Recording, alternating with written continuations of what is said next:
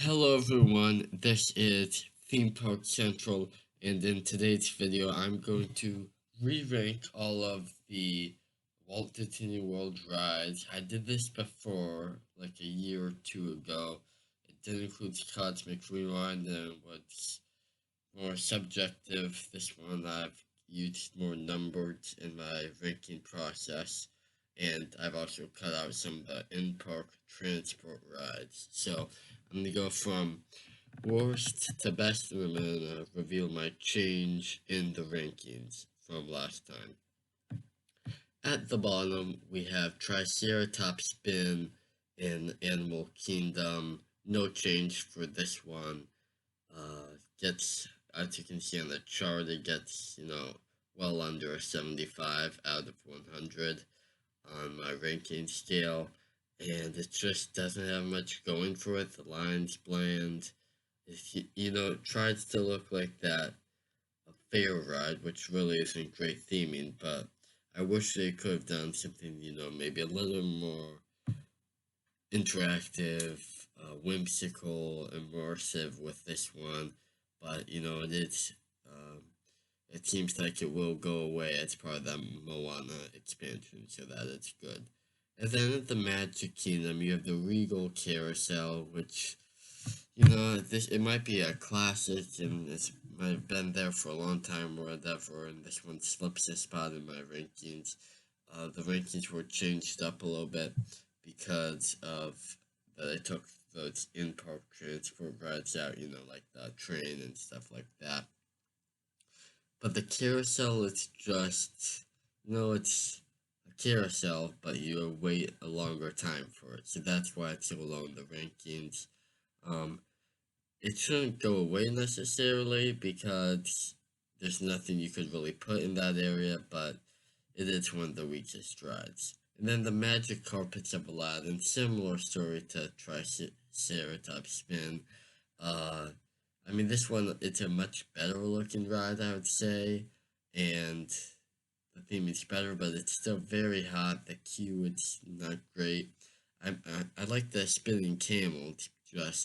It's a spinner ride. It's a basic spinner ride, and hey, I'm all for more flat rides at Disney, actually, if they can pull them off successfully. They have very few of the flat rides at Disney. These are all flat rides, if you notice. But these are just so basic that they're just not doing anything for me. Same goes with Dumbo. Some might see this as a classic, and it is. It's nice that they have the capacity to do both of the spinners, but overall, it's you get like maybe a little better of a view on this one. It's more of a classic. That's why it beats out some of the other flat rides, but overall, it's still not a great attraction. So then, going on to our next four rides, we have Mad Tea Party. What can I say? It's another flat ride. It's themed probably a little better from those four, so that's why it uh, retains its spot at 44th. Um, so yes, all flat rides to start, but then we have Journey into Imagination, a ride that's changed many times. It moves up 4 spots from the last time, but it's still the worst dark ride on my list. Just because it used to be so much better, and it's a shell of its former self, and hopefully they can remedy it someday. But we'll see if that happens. If it's at 43rd in my rankings, and then we have the Barnstormer. It's a really basic ride for a Disney roller coaster. I know it's a kiddie coaster, but it really should be, I think, a little more special for them to start, for some kids to start out with it. It's their first roller coaster and stuff like that. It slips 3 spots in my rankings. All of each rides almost to 75, so we're getting to the point where it's almost, like, okay, these rides are kind of like okay instead of, just like skippable. And then you have the Speedway, which I've never been the biggest fan of the Speedway. I know some people like it. Slips 7 spots in the rankings. It's just, on paper, it's just, a little track with each coach. They can't really drive going through what's not the prettiest part of the park, even. So it's not very scenic for what that's what it should be, but we'll see. Maybe they can add in some treats by Tron or something to make it look decent, but it's just not the prettiest ride, and it slipped 7 spots because of that. And then you have the next four. You have Grand Fiesta Tour. This is, it's a decent dark ride. It'd be much better if they rethemed it to Coco, though I don't know if that's the best spot for Coco. Just because, there's not too much room there, and you're restricted to that type of dark ride. Although it would be exciting to see, could they do some kind of, I'm dreaming big here, but could they do some kind of Coco roller coaster or something in the Mexico Pavilion, and you have the coaster going past the people dining at that restaurant? Just saying, something like that could be very cool. But that does slip 3 spots, since it's just not that interesting. Then Small World, kind of the same, it's a classic, but just not that interesting of a dark ride. The stories are like decent. And then you have Carousel of Progress. This one moves up 2 spots, because it is pretty good, a pretty interesting concept with moving theater, and it definitely won the iconic original rides. And then you have Winnie the Pooh, just another dark ride. It's kind of like just like that, just another dark ride. Just not that innovative or really immersive at this point. So then we have next up. These are some of the better flat rides, the more innovative ones. And then we have Alien Swirling Saucers. This moves up 6 because yes, maybe when you compare it to other dark rides and the best rides, it's not good. But when you compare it to those ones that I've already mentioned, it's actually pretty good, and it is a pretty enjoyable ride with the swinging motion. And I think that, with the digital lights and everything, there's enough going on this not to be towards the very back of the pack. And then another flat ride, Astro Orbiter. This one's just a lot more thrilling than its other spinner counterparts, and you get a great view as well. So that's gonna be here at 35th. And then you have the Seats with Nemo. It's one of those classic like Omni Mover rides, or I don't know if this is an Omni Mover. I might just be making that up, but it's the seashell ride, and you go around, and it's not the best. I mean, the end of it's cool where you have the tanks actually there, but then it's even better when you hop off the ride, in my opinion, and that's why it's so low. Maybe for some people may think because when you step off the ride, it's just better after that. That kind of takes over the ride, the actual aquarium part. And then you have Frozen Ever After. Yeah, this is pretty low for what it's a new ride. It slips 7 spots, and just because I can't really remember this ride all that much, it's just not that. Doesn't really go the hard or anything like that, and it might be based on a good IP, but it just doesn't have impactful moments during it. So that's why it's down here at 33rd. So yeah, probably the most overrated ride in Disney World. And then we're starting to get into pretty good rides here. We have Living with the Land. It's a very good dark ride for what it is. Just being like a nature ride. It's very good for that. Obviously, it's not up there with the big hitters, but it is quite a good ride for what it is. And then Space Ranger Spin, it's a shooting ride, so it's, engaging, but, it's not the best one that they could have done, so it's kind of just a mid-tier ride. And then you have Slinky Dog Dash. It's a roller coaster, which is fun. It slips 8 spots because, I just realized more and more that it's not too much to look at while you're on it. Maybe a fun ride. It's a very smooth, fun coaster, but there's just not much to look at compared to some of the other roller coasters in Disney. And then The Little Mermaid. I moved this one up 12 spots because, it's pretty good compared to some of these other ones. It's better than Nemo because it's just, the newer ride with better animatronics. So that's why it's up this far, kind of in the halfway point. And then you have the People Mover. It's a classic, and it is a dark ride. It's not really a transport ride, but I had to put this low just because you're going through other rides. It's not that original. You're going through all the other rides, and it's a very nice, uh, soothing ride, but it's not that original. And the story, it's not like a action story that you're living in. And then Toy Story Mania, this is the better version of Buzz Lightyear. It gets to 27th. It's just it's a more fun ride because the vehicles move faster. I think that's honestly the reason why it's so much higher. And then Runaway Railway, just kind of it could be better. It's the ride system. It's not bad in my opinion. It's just the storytelling could be much more unique, and the projection system, it's faulty at best. And then you have Peter Pan's Flight at 25th. Another overrated ride, but it does have a pretty unique ride system, and really does have quite that Imagineering impact. So we're getting good to your top 25. Kali River Rapids moves up 14 for me, and why? Because it's better than all these other rides. It has a good queue.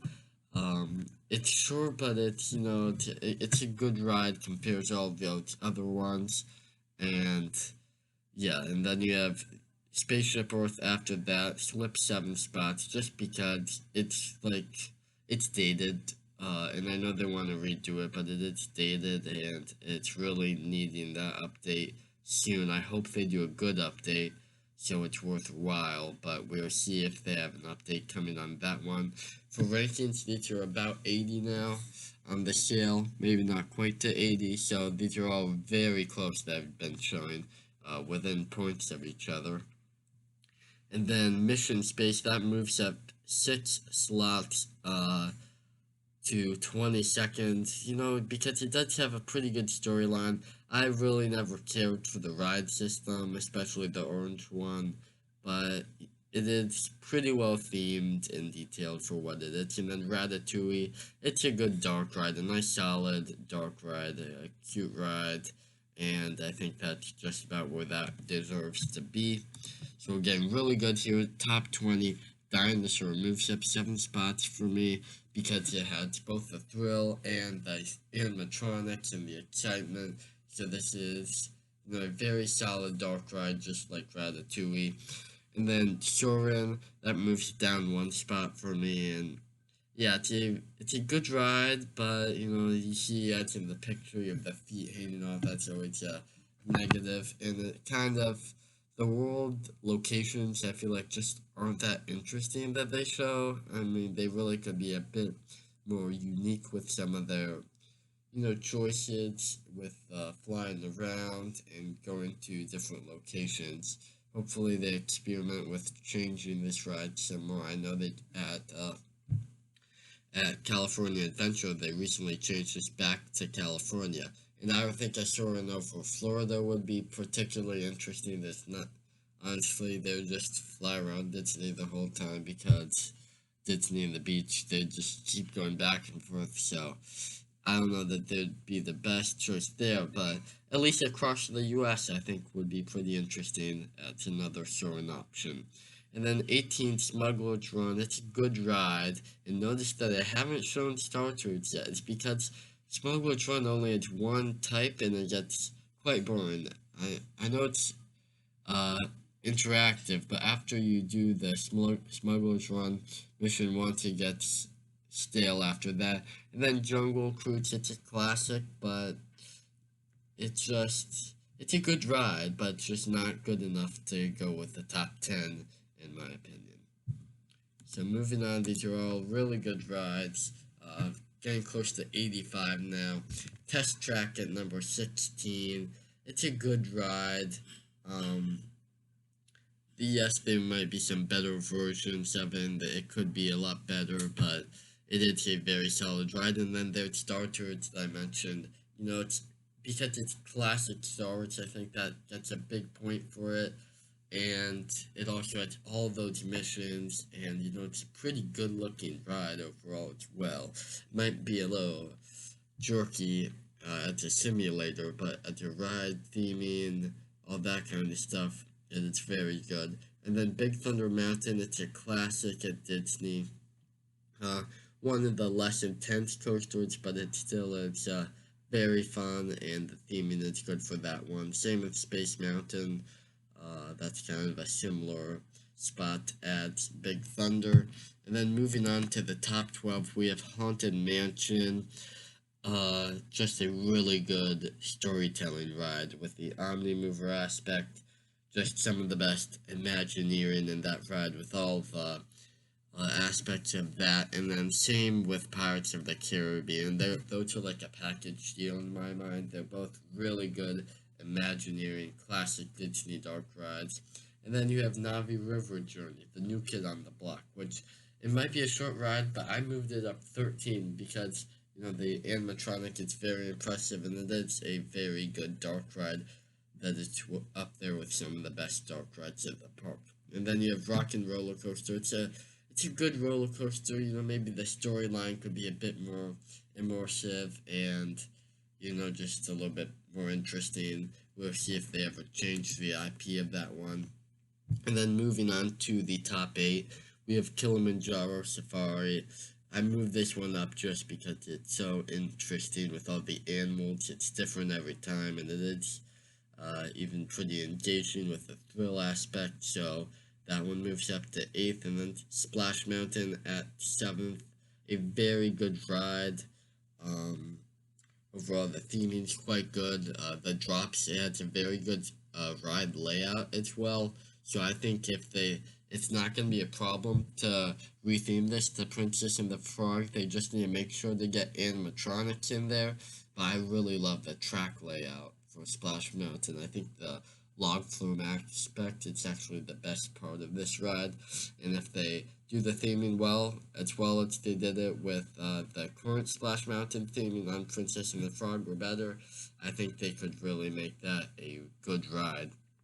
And then Seven Dwarfs Mine Train, that is, yes, one of the best coasters available, and just the theming, it's excellent for this one, and a very good ride. Might not be the most thrilling, but it's very smooth, and the theming is excellent. And then you have the Tower of Terror, another classic with another one that's Imagineering classic, but it's also a thrill ride, so it gets a bonus there to get up to 5th in the rankings. And then we have Expedition Everest. Looks like I have Expedition Everest right there. Moves up 2 spots. And yeah, this one, it might be a little rough. That's the only downside of this one. But it is, it's a pretty good storyline. I know the Yeti animatronic, it's always a downside, but it has a good storyline, and it's one of the most thrilling coasters, so that's why I decided to put that at number 4. And then you have Cosmic Rewind, new coaster, slips a spot for me, though, I don't know if I revealed my Cosmic Rewind rankings, but slips a spot for me because it is a very good ride, and it's nothing like, it's the best coaster, clearly, on Disney property. Just the storyline gets a little lost for me throughout it. The queue is decent, but better in some parts than others. The pre-show is very good, and then you have the storyline, and it just gets a little lost for me while you're going around. I feel like they may be spinning you around a little too much, and they definitely could have made the ride a little slower in some spots, maybe have a break area section to really slow things down and reveal the storyline a little bit better. And then this is a shock here for me because usually I've Star Wars over anything, but I'm going to be moving Rise of the Resistance down 1 slot. Just because, they have a lot of problems with this ride, often closed, and then I know it's very good, but considering now, before we didn't get to see how things got so faulty, but now the turrets that move back and forth, that's like never work, and I feel like this ride, it's declining in its kind of mechanical status, so that's why it slips down to 2. And then Flight of Passage, awesome ride, very beautiful. We'll see if they can top it at all. It's been here for 5 years now. There's been a few. Number 2 and 3 tried to get past it, and I think Flight Passage is still the better ride.